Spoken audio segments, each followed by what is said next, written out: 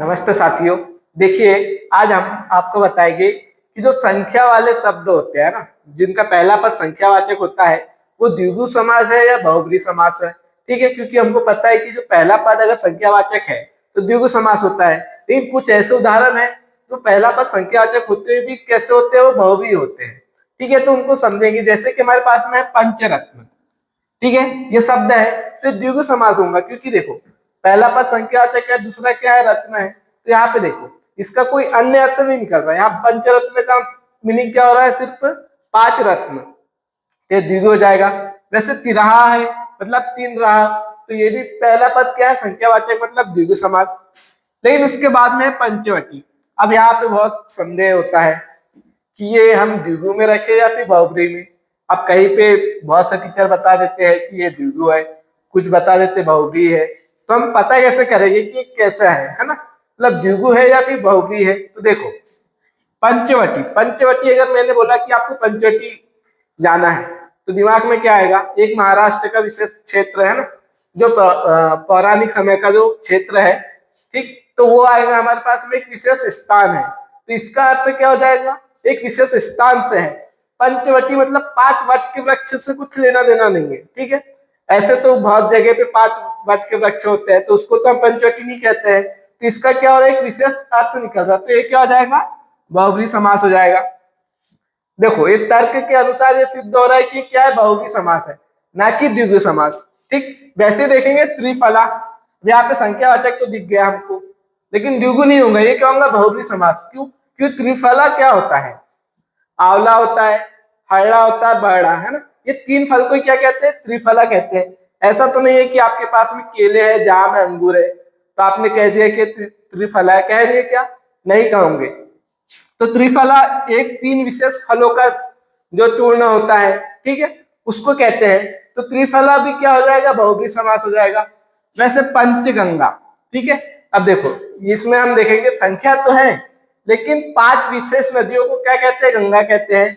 तो उन्हीं के लिए ये शब्द रूढ़ है, इसलिए ये क्या हो जाएगा, बहुब्री समास हो जाएगा। वैसे पंचसर, अब पंचसर किसको कहते हैं, तो ये कहते हैं हम कामदेव को।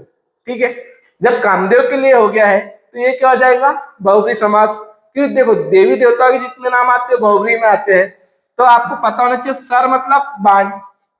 अब 5 बाण किसके पास थे, कामदेव के पास, इसलिए उनको क्या कहते हैं, पंचसर। पे कामदेव का पर्यायवाची है, तो बहुब्री हो जाएगा। वैसे षडानन है, तो षडानन क्या हो जाएगा, जिसके 6 आनन हो। तो 6 आनन किसके हैं, कार्तिक भगवान के। ठीक है, देखो वैसे उनके 6 आनंद नहीं है, है ना।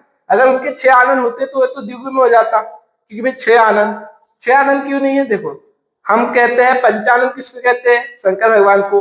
चतुरानंद किसको कहते हैं, ब्रह्मा जी को। तो ब्रह्मा जी ने सृष्टि की रचना की, ठीक है, तो उनको हमने क्या कहा, चतुरानंद। उनके पास में एक व्यक्ति की तुलना में 4 गुना ज्ञान है।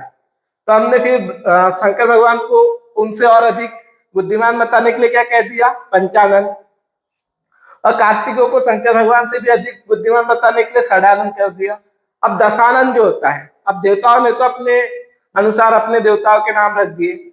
जो राक्षस वर्ग के लोग थे उन्होंने क्या किया, उनसे 10 कदम आगे बढ़ गए, उन्होंने दशानन कर दिया। बोले तुम्हारे षडानन है, पंचानन है, तो हमारे दशानन है। ठीक है, उन्होंने सीधी छलांग किस पे लगा ली, 10 पे। तो दशानन भी क्या हो जाएगा, बहुब्री समास हो जाएगा। वैसे नवरात्र, अब देखो नवरात्र बहुब्री क्यों है, क्योंकि अगर मैंने कहा कि आज से नवरात्र चालू, ठीक है, तो आज से जो नवरात्रि होंगी उसको हम नवरात्र कहेंगे क्या, नहीं।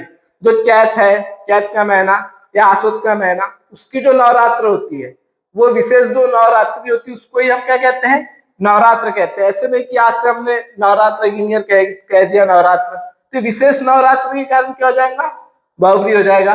वैसे ही देखो 12 सिंगा है ना, एक विशेष प्रकार की प्रजाति है, इसलिए क्या किसमें आएंगे, बहुब्री समास में। कि 12 सिंह जरूरी है कि उसके 12 ही सिंह हो, 13 भी हो सकते हैं, 14 भी हो सकते हैं, फिर भी उसको क्या कहेंगे, 12 सिंह। ये किसमें आ जाएगा, बहुब्री समास में।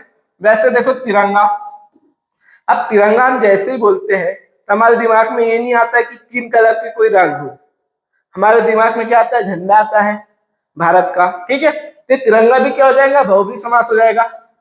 वैसे ही पंचामृत है, तब पंचामृत क्या होता है? दूध, दही, शहद, घी, ठीक है ना। ये जो 5 से मिलके बनता है पंचामृत, उसको कहते हैं। ऐसा नहीं है कि आप कुछ भी 5 चीजें उसमें मिला दो और उसको कह दो पंचामृत। तो आपको ऐसे समझना है ना शब्दों से। जरूरी नहीं है कि पहला संख्यावाचक है तो द्विगुणी होगा। धन्यवाद।